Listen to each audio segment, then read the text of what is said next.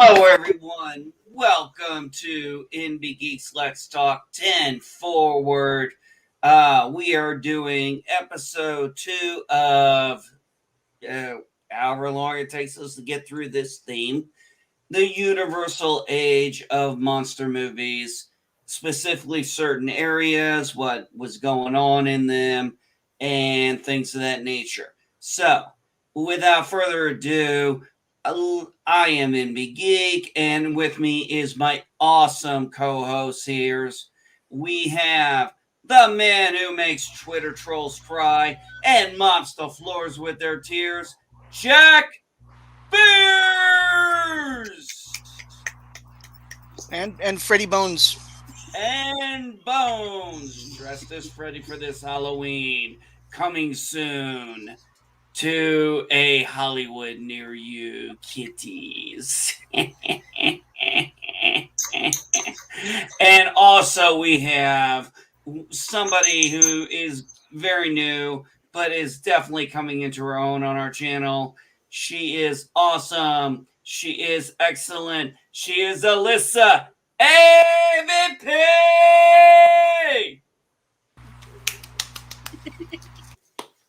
All right. Took me a little while to work on that one, but I wanted to make sure we did it right. So, anyway, as we've been kind of doing these last few weeks, we've been doing the history of film, and I know we've been talking offline about all the subgenres or parts and pieces we can really dive into with this. So I think after this week, I want us to maybe get into a theme. That way we can take a theme. Hey, PCAT, how you doing, buddy? Always one of my favorites. Always one of the Hello. favorite guys. He absolutely loves this here. I was I was interested. I was talking with somebody the other day on another stream. I don't remember which one, and I remember saying, "Yeah, I'm going to be doing a stream with way too many beers." And he goes, "Jack Beers?" I said, "Yeah, Jack Beers." And he's like, "Oh man, I love that guy on Facebook. I know him." It's way too much beer, by the way. What's that? It's way too much beer, by the way. Oh, way too much beer. That's right. Yes, Hey, yes. Chloe. Hello. Oh, sorry. There you go. Mrs. Watchtower, hello. How are you today? So, yeah, I figure we can definitely go into a lot of different themes. I know we were kind of going in chronological order, but I think we've hit that point now, right after this with the 30s and stuff. That's when things really start to branch out into the other areas. Whereas, you had the silent films, everything built up, but right around the 20s and 30s, I think that's when, especially with the talkies and the monster movies, that's when film really started to branch away. And that's when we started getting all those different uh, formats of it in different genres. And we started getting the serials and things like, does that make sense on what I'm saying here? Yes. That's really right around the time frame. If I'm going right around the late 20s, early 30s, ironically, right around the Depression, is when it seems cinema really started to break out and go into other areas and experiment, for lack of a better term, with different things. And one of the things we've been talking about with Universal is their monster movies. They really struck a gold with that one. So, Alyssa, I know last time we talked history, I know I talked first. Last time it was Jack. Alyssa, start us off. Take it away. Okay, so there's four main monsters that everybody knows: Dracula, Frankenstein, Mummy, and Wolfman. But there's only one actor that I was able to find in my research that has portrayed all four of these characters. That is none other than Lon Chaney Jr., the son of Lon Chaney, the makeup artist, director, who did a lot of silent films, and a lot of his films that I mentioned before are lost. We don't know where they are. So he's Lon the only Chaney Jr., really? Yes, he's only the only one that did all four. He's the only one that did all four of these. And so these basically, as you mentioned, they're in the 30s and stuff like that. But the thing is that they started kicking off more in the 60s too, that they started revamping them to a newer audience to get people interested in them. So they started doing these promo kind of things. So they would introduce people to say, hey, check out these movies and we'll give you these freebies to go with it, like makeup kits, baseball cards of these different characters. They'd have like little paperback books that they would give people out at the theaters and say, hey, check this out. These are the 4 monsters. If you want to come check out our movies, here's a little promo to go check it out with it. So that was kind of cool. Mm-hmm. And since 1991, these 4 main characters started appearing at Universal Studios. So if you've seen them at Universal Studios, keep in mind that they started walking around, being around there in the audience and everything, getting to talk to people, so to speak, since 1991. So I can attest to that. I was actually in Universal at that time, and yes, they were heavily selling the monsters. Mm-hmm. Exactly. So I was kind of curious about other monsters besides the main 4 that we mentioned. Zombies and robots. There's another one that I'm going to leave out, the aliens, because that's going to be when we do go into the 40s era, because we all know about the Roswell crash of 47. But zombies and robots start back a little bit before that. So I was curious. So when did zombies exactly get started? They actually go back to the 18th and 19th centuries.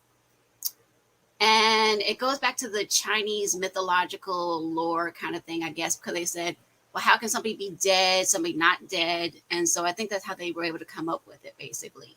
So the first zombie movie goes back to 1932 with none other than Bela Lugosi. He actually is in that movie. He actually plays this voodoo monster master. So, yeah. No way. Yes way.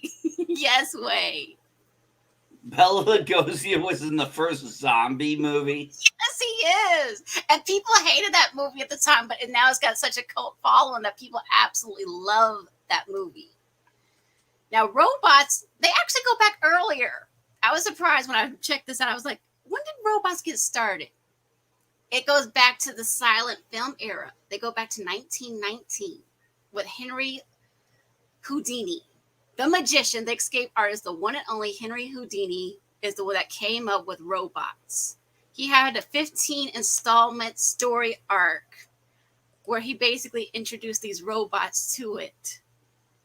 And yeah, without Henry Houdini, we would never started getting introduced to these early robots, because there's a little clip that I saw online of this robot. It's similar to the Frankenstein movies. They don't go left or right. They just go straight, basically. They just walk straight in one single direction. So if you see it, it looks a little bit like the robots that we see in Lost in Space. But basically, he's got like these metallic type arms, and he just goes straight out. He doesn't go any other direction. You know, when we talk about, when we get into aliens and stuff and special effects, we have got to talk about what was the name of that movie with where Robbie the Robot first showed up? Oh, I know which one you're talking about. I forgot the name of it. Yes, I know which one you're talking about very well. Yes. Yeah. Or Forbidden Planet. That's what I'm talking Forbidden about. Planet. Yeah, that's it. Forbidden Planet. Yeah, yes. We're going to have to definitely go into that one, because that is, you know, people don't realize it, but the guy who played in Naked Gun. Yes, that was Leslie him. Nielsen. Yeah, that was Leslie Nielsen Mm-hmm. playing a very serious role. Yes, and he's brown-headed in that movie. He's not white-headed. Yes, he is. Yeah. All right. Yeah, please continue. So the thing about these robots, they didn't call them robots. They called them automatron. But a year later, so there was this guy named Joseph Capote, whose brother is the one that came up with the term for start calling them robots. They were originally called Rosium's Universal Robots, or RUR. So that's what they were known as, basically. So they didn't call them robots. They just called it automatron. And then a year later, they said that's too long, that's too lengthy. So they started saying, oh, I know, robot. So the robot was born in 1919. A couple years later, then they started becoming known as robots. Let's see, what else do I have on here? Oh, yes. the makeup, in case you guys were curious about how the makeup was done for, say, Dracula, Frankenstein, there's this amazing artist known as Jack Pierce. Not that Jack, not this one, but there was a Jack Pierce who was a Hungarian person who basically came up with these different techniques to come up with makeup and stuff like that. He also was known for his hair techniques. He did things where it was called, let me double check my notes. Okay, it was basically the signature widow's peak kind of hairstyle, basically. That became one of his trademark things. He would do it in different layers and stuff like that. And so because of Jack Pierce, that makeup artist, that is how we got introduced to that, basically, in the 30s and 40s. Now, some of his makeup techniques included basically using like yak's hair and cutting it and pasting it and hot gluing it to someone's face and singeing it to their face, such as the Wolfman. That's how we got the Wolfman makeup effect. Some of the others, he experimented with coloring and stuff like that, such as the Frankenstein effect. Now, people mistakenly thought that this man didn't want to do latex, and that's one reason why he got fired. No. Let me set the record straight. Jack Pierce was not fired because of not using latex. He did use latex on other things. He didn't start using it, but he did add it in later on. The main reason why he did is because, unfortunately, the studio, Universal, said, we don't like this person's technique and everything like that. Let's get rid of the old blood, so to speak, and let's put in the new blood. And the new blood, unfortunately, is now more well known than Jack Pierce because they're known as the makeup company Max Factor. So Max Factor brought out Jack Pierce. No more Jack Pierce. Jack Pierce is gone because of Max Factor. Unfortunately, they wanted to get the new blood in. But yeah, he had a lot of crazy techniques with his, the one where he did with the mummy, I was kind of curious about how did he do the mummy makeup and stuff like that. So basically he created like a mask of Lon Chaney Jr.'s face. And basically he attached that mask to his face, and then he would attach it with this thing called a spirit gum. And that would stay on his face, and he would keep that on for hours on end. These people would keep these makeup things hours on end. I guess it was to affect the aging process to make it look like they were from ancient Egypt, whatever time it was. So it's basically all part of that. So, and that was actually a rubber mask. It was not latex. It was rubber. So a lot of these things were rubber after a while. It started where he was no longer just using just the makeup. He was using actual rubber mask, actual rubber foam things, and baking it onto the person's face, or using a hot iron to stay on their face. So yeah, let's see, what else do I have? Oh yes, unfortunately, Lon Chaney developed an allergic reaction to one of his makeups too, because he was going to use like the hair piece for the Frankenstein. Like I said, he did do all 4 of those roles, but unfortunately, he got an allergic reaction around his hairline for the Frankenstein hair piece. So that's one reason why Jack Pierce had to come up with this modified version and started using the latex and stuff like that, because the rubber one that was attached with the glue gun kind of thing, unfortunately, it made Lon Chaney break out in a rash. But instead of saying, oh, you got a rash reaction, he just said, nope, we're just going to keep moving forward. So if you see it, there's not that much close up on his face around there because of that. Now, if I'm not mistaken, didn't the whole thing with him doing in the Frankenstein makeup that to make it appear better in black and white, that it's actually, whereas we all see gray, it was actually a green kind of makeup, if I'm not mistaken? Correct. It is a greenish color and stuff like that. If we were ever to see colorized photos of these things, you would see it's that it is green makeup. It's not gray. It's not black. It's green. It actually is green. It's the same kind of green that most people think of, oh, that's Frankenstein's color. Well, it's because of Jack Pierce that he came up with that color technique, blending it into his face and everything like that until he created that. Because years later, when he ran into him on a guest appearance of What's My Line, and he still remembered him saying, oh yeah, you did that makeup on me. And he remembered him doing that. So yeah, but yeah, that's the reason why Jack Pierce was fired. It wasn't because he didn't want to use foam or no, it was because they wanted to get the new ones in and the old ones out. But yeah, it's crazy how this Frankenstein, mummy, Dracula, all that, they had that common thread that there's only one actor to have played all four of them. And yeah, it's insane. Well, what's really insane is, you think about, this was a time when horror was they took this stuff seriously. They did. And the artists these makeup artists, they took their craft seriously. There was no half-assing anything. I mean, if you really look at those classic horror movies, they put a lot of care into it. They wanted, they didn't think I'm just making a cheat, because when we could talk about the history of horror movies, especially since Halloween time, and there was that time frame where they started to just think of them as cheesy ass, dumb films, whereas these horror movies, like in Hitchcock in a different way, really knew how to scare the shit out of you. Mm-hmm.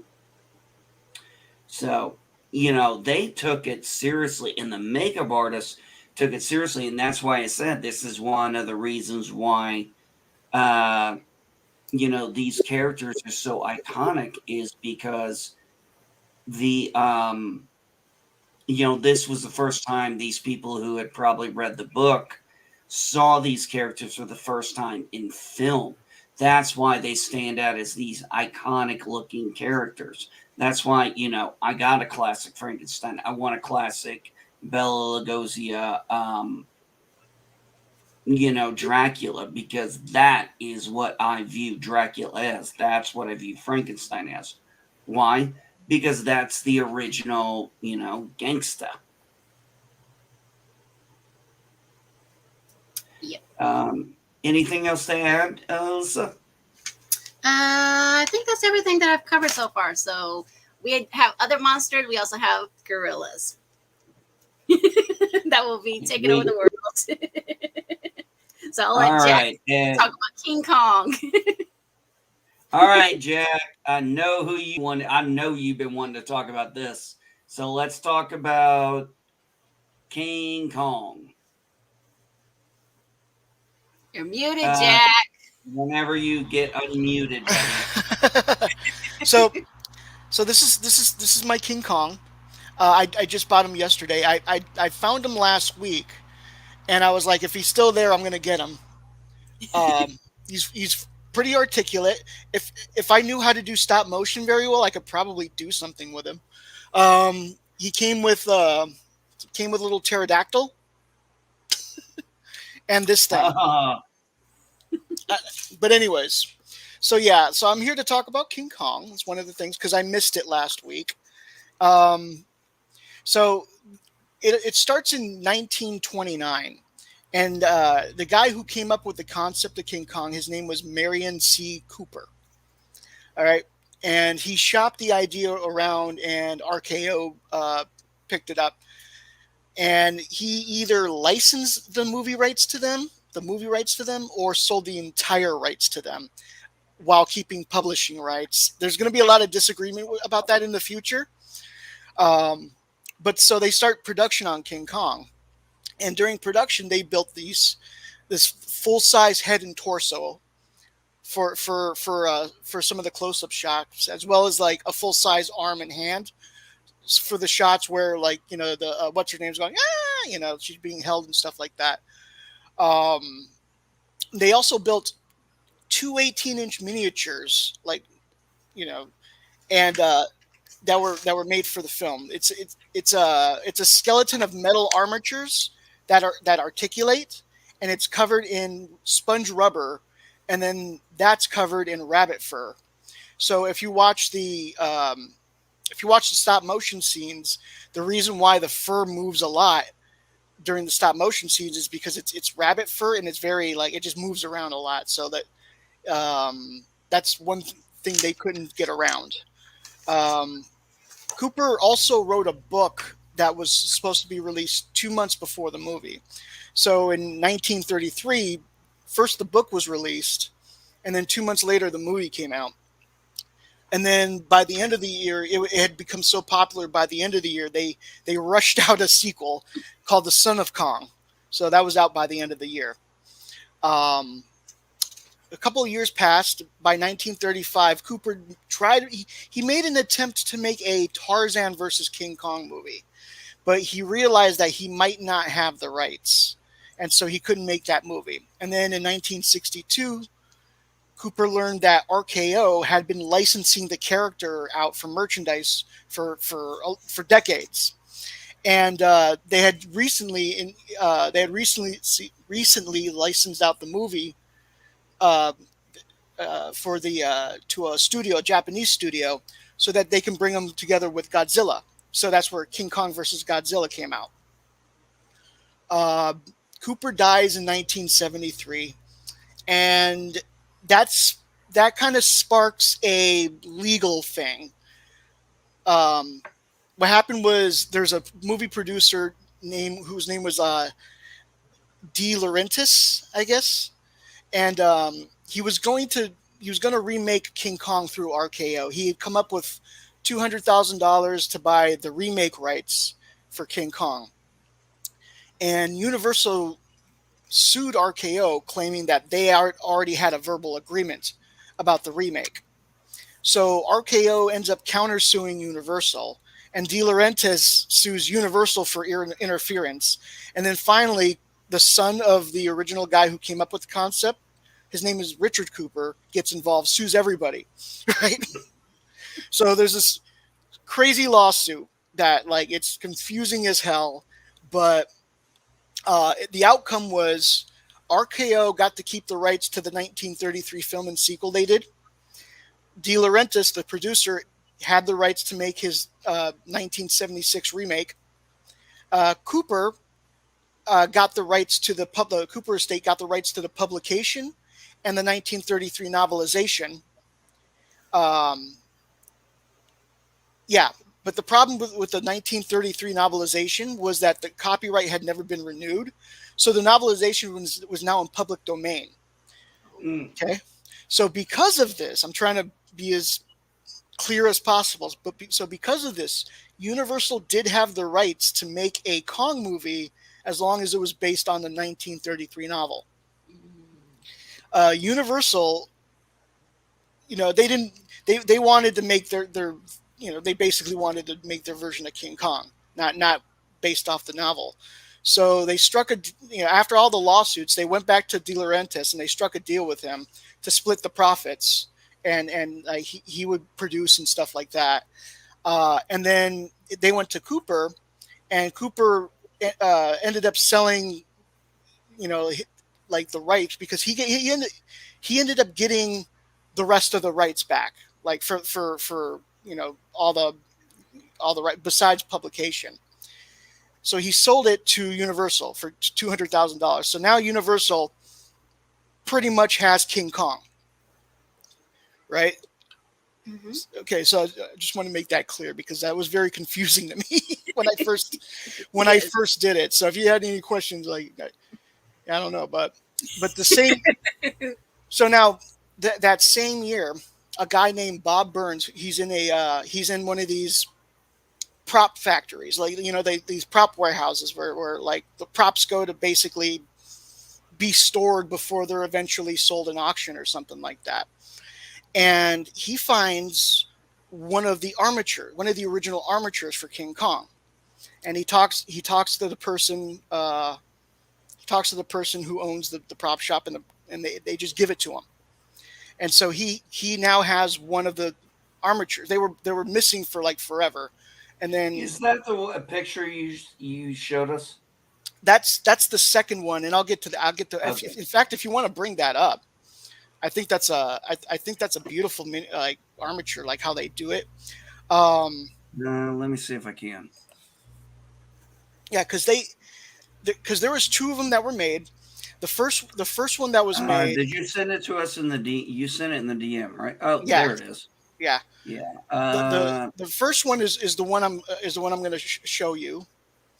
Yeah. Let me share screen. There was a subtle difference between the two, and I'll explain it. Okay, so yeah, so this is the original armature that they used, and they used this armature to do the test footage of the stop motion, and that's the one they used to sell you to not Universal, but to RKO, so that RKO was like, okay, we'll fund the money for this movie. So when they funded the money for the movie, they made a second one, and it's slightly different. This one they call long face, and Okay. the other one they call round face. Mm. So I guess that's a difference. But that one is the one that they used for like the Empire State Building and all that. Um, Mm. yeah, and so he still has that one today. But for the longest time, the second one was still missing, or the original one, the one that you just saw, was still missing. Yeah. So they made a bunch of, so 1982 is when this is almost a side note, but 1982 Universal sues Nintendo over the video game Donkey Kong, Oh cla- God. I claiming think I remember this. they claimed that it was a ripoff of King Kong and that people would get the two confused. No, it was so laughed. It was kind of laughed at. The courts actually admonished Universal because they knew they didn't have the exclusive trademark rights to King Kong. That it was split between four parties. You know, it's Universal, RKO, Dino De Laurentiis, and the Cooper estate all have a piece of King Kong. So they really did not have the legal right to sue Nintendo. Now that's funny. All it did was make Nintendo freaking famous. Like it's more famous than it ever was. This was 100-year-old company by now. Suddenly, like they just blew up, and of course they've been going ever since. But yeah. Um, that last armature finally came up in 2009.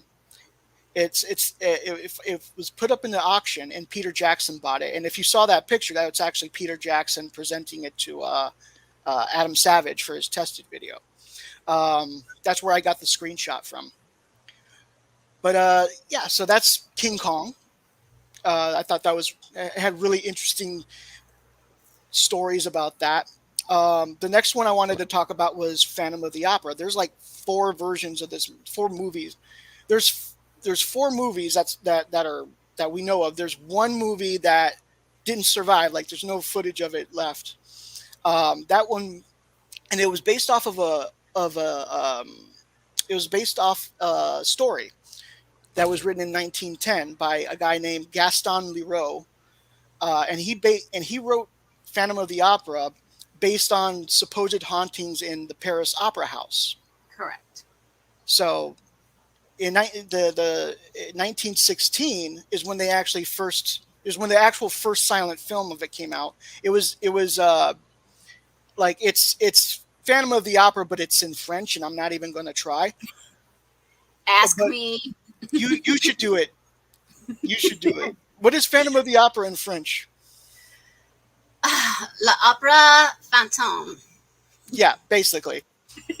And yeah, so it was the first silent film, but it's now lost. It's gone. None of that footage exists. I thought I'd heard about. I knew I had heard something about that movie, but so yeah, we know it existed, but There's records as of it right now, existing. nothing survived. Yeah, no footage has been. Yeah, so Yeah, it was out there. Nobody's come forward with it. the second silent film was produced in 1925. This is when.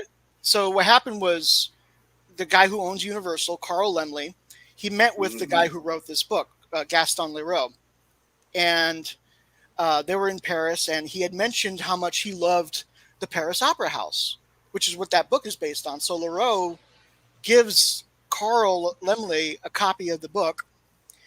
Laemmle reads it overnight and comes back and buys the rights. The film rights, by the way. Yeah, the film rights. Yeah. Yeah. So the first person to play the Phantom was Lon Chaney Sr., his name was. Correct. And he did his own makeup. Wow. Yeah, he did the Lon film. So that Chaney Senior and Junior, man, we had some horror legacy there. yeah, so that famous reveal where you see his face and it's like, oh, and they hold on to that face for.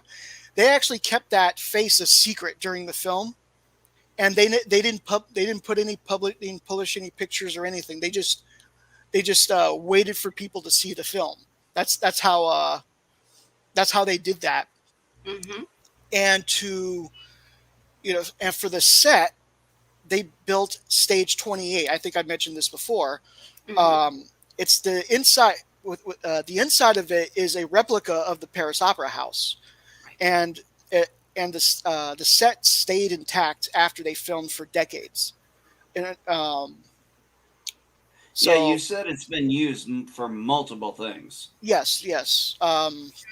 Yeah, they made a bunch of TV shows in it. Hitchcock did something in it.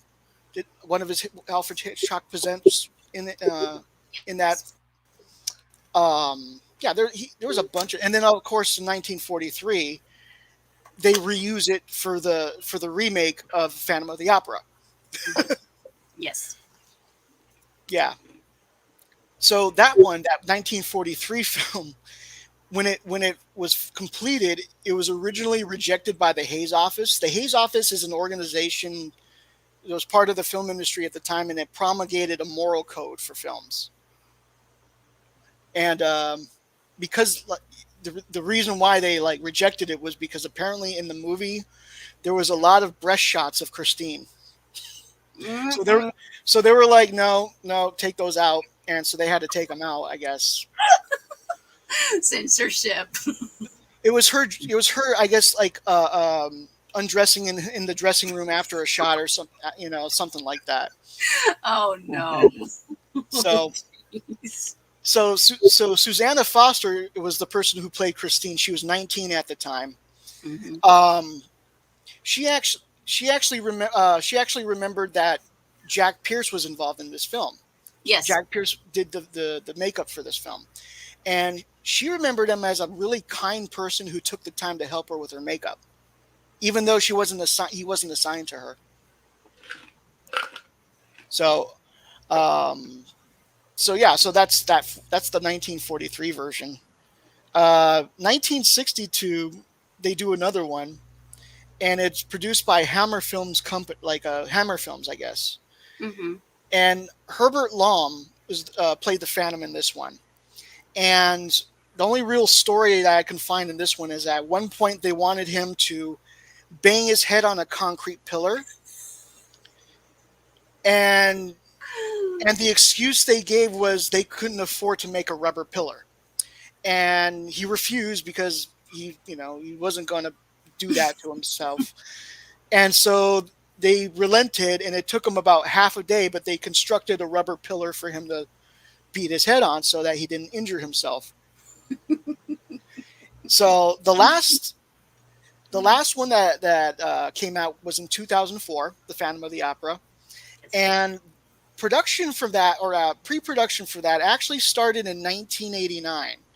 Warner Brothers bought the film rights, and they put Schumacher and Lloyd Webber Oh together. God, there you go, right there, the word Schumacher. Yeah. And so it spent the entire 90s in development hell. And so in 2000, it took until 2002 for Schumacher and Lloyd. What they ended up doing, I guess, because they were tired of Warner Brothers sticking their nose in it, they bought the rights from Warner Brothers and produced it independently with Warner Brothers acting as distributor. So 2 years later, apparently it came out. It smooth as hell. It's actually my favorite version. Mine too. It cost them $80 million to make, and it grossed $154 million. So that's Phantom of the Opera. Yep.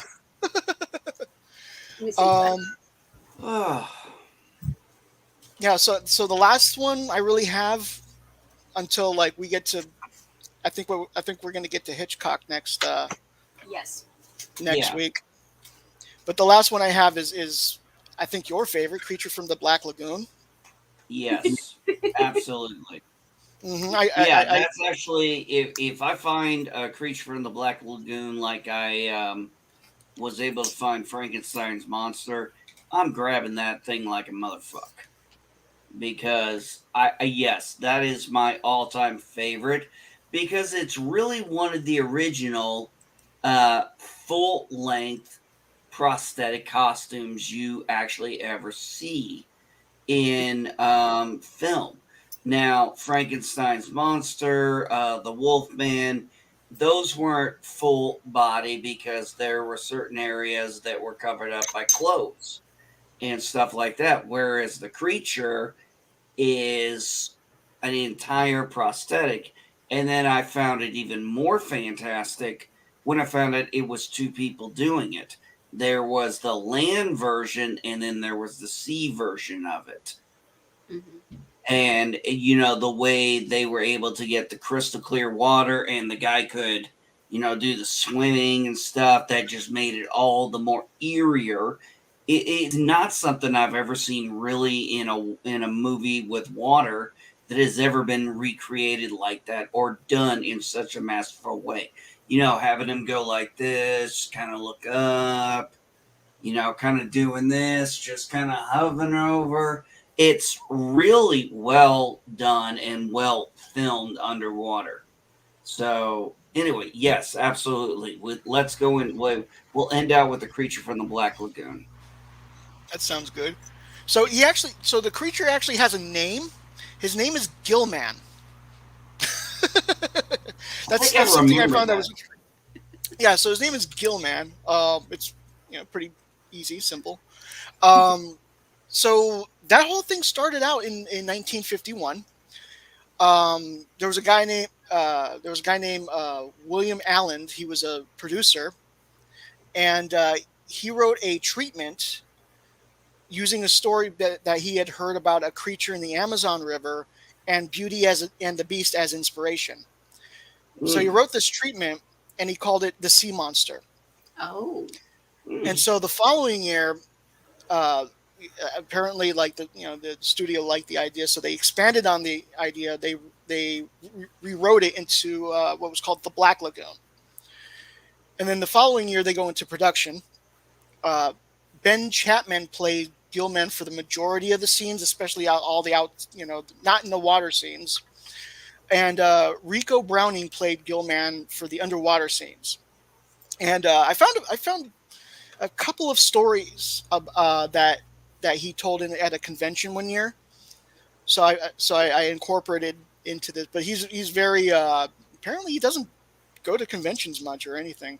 Wow. Um, so so the underwater scenes, the ones that you like so much, the underwater scenes, they were filmed in Wakula Springs in Florida, and it was during the winter time. And while the temperature in the water was around like 70 degrees, the temperature outside was like 41 degrees. So it was very cold out there. And so to stay warm, he would keep on the costume because it was sort of a wetsuit. So like it kept Mm. him warm. And you know, crew members felt sorry for him, so they would slip him shots of brandy. And and so at one point he got it happened about 4 or 5 times, but eventually, he would drink it. He would take A shots little of bit brandy until he much. got drunk, little much. So they had a. He said they had a drunk monster or a drunk creature.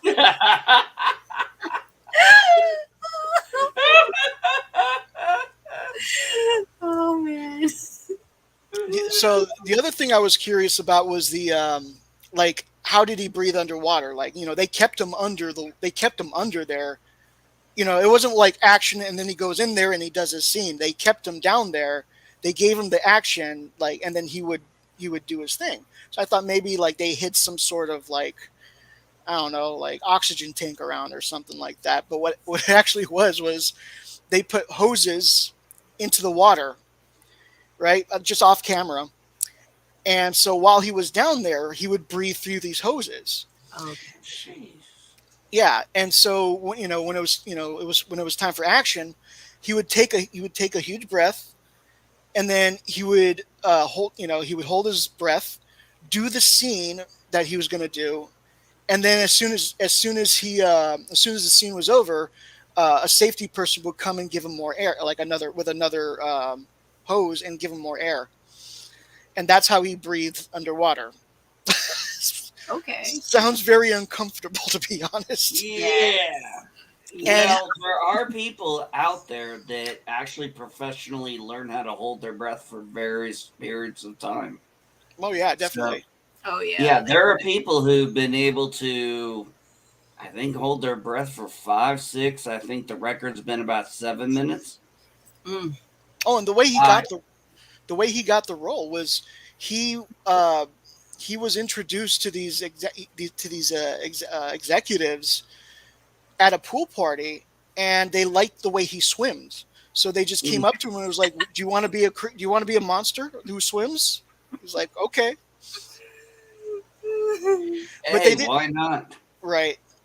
But they did have one thing that like if he went limp, that meant he needed more air. So then they would cut the scene and they would bring the hose, I guess.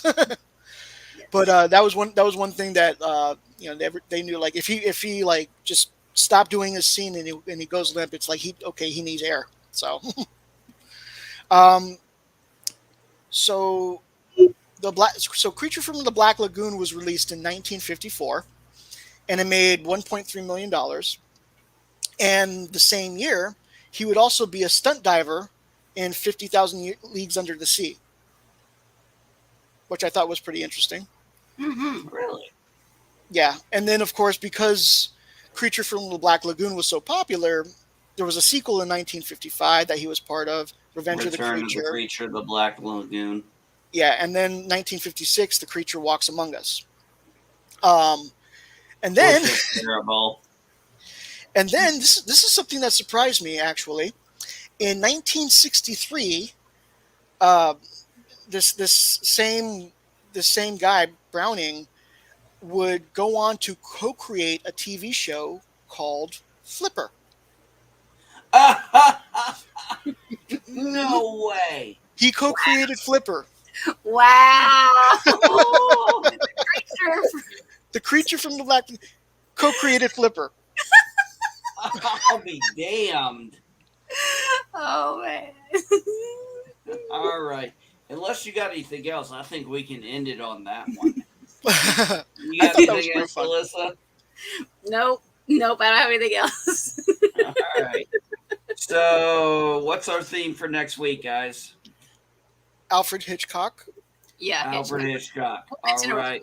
theme. Yes, we'll finish that one. Yeah, we definitely got to talk Alfred Hitchcock, because this guy could write books, he could write series, he could write movies. Whoa, doggy. All right. Oh, yeah, all right, everyone. So we're going to throw the outro out. Peace and long life, everyone.